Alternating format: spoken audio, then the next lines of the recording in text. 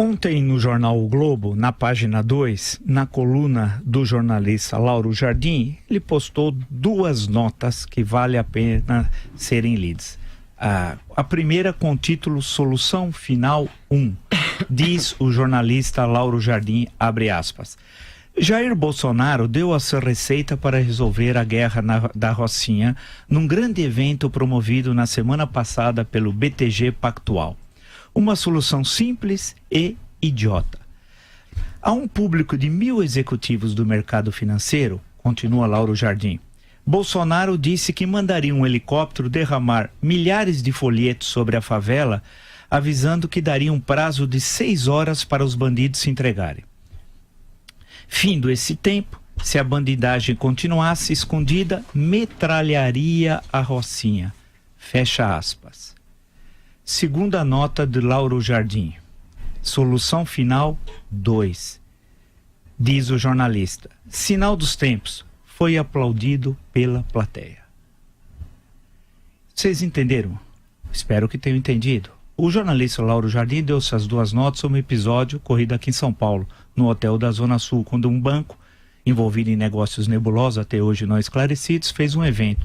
Convidou algumas pessoas, entre outras esse velho deputado, está 30 anos na política, né? Por isso velho no sentido do tempo na política, Jair Bolsonaro, que deu essa solução. Eu vou repetir, porque eu faço questão que vocês registrem, porque isso é de uma gravidade ímpar, viola a Constituição brasileira, impede inclusive que seja candidato alguém que viola a Constituição. Diz o seguinte, solução final. Vocês entenderam o que significa solução final também, né?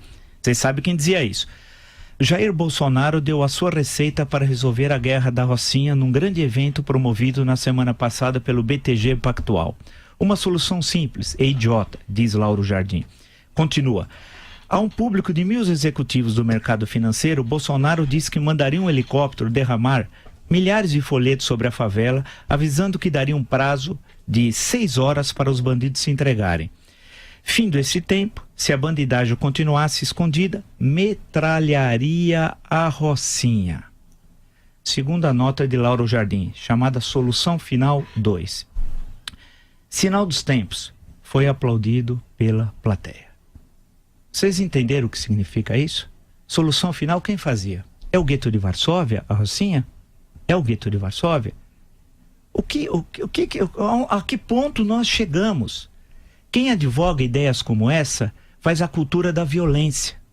E o perigo da cultura da violência é estimular pessoas a agirem de forma violenta, fora do campo legal, rompendo com a Constituição e com a legislação brasileira.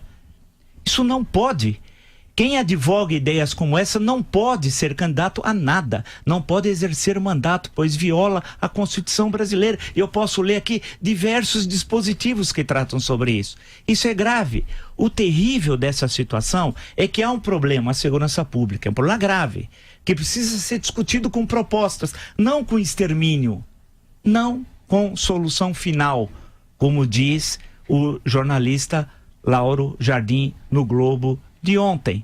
Isso é muito grave. A cultura da violência nada tem a ver com a cultura da democracia. E o terrível da cultura da violência é o estímulo, não para o conjunto dos que simpatizam muitas vezes com ideias eventuais desse senhor, porque muita gente está iludida, muita gente não encontra candidatos, muita gente está insatisfeita com o país que vive, com toda a razão.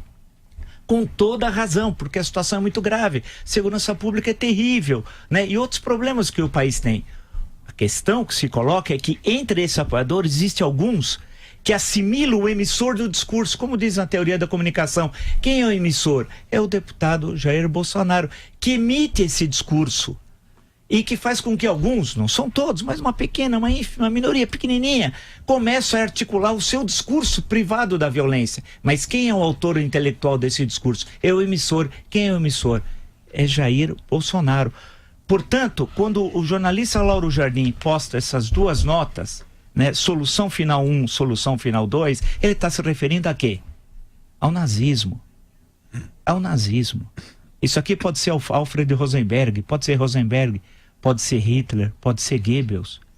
Isso aqui é inacreditável, é inaceitável num país como o nosso, um país que tem muitos problemas, mas que consegue entender o que é democracia. A democracia é a convivência de contrários. A cultura da violência é a cultura da guerra, é do extermínio do outro. E isso não pode ocorrer, isso tem que ser denunciado. E nós precisamos ter coragem de fazer essa denúncia. As autoridades, quem defende isso, que a Rocinha tem que ser exterminada, como se todos os habitantes da Rocinha fossem bandidos. Isso é inacreditável, inaceitável. Aos brasileiros de bem, aos brasileiros que respeitam a lei, que respeitam a Constituição. Nós estamos em tempo, eu digo isso às autoridades. Não é possível que quem faz o discurso do ódio e da violência possa, inclusive, estar solto e pior, ser candidato à presidência da República.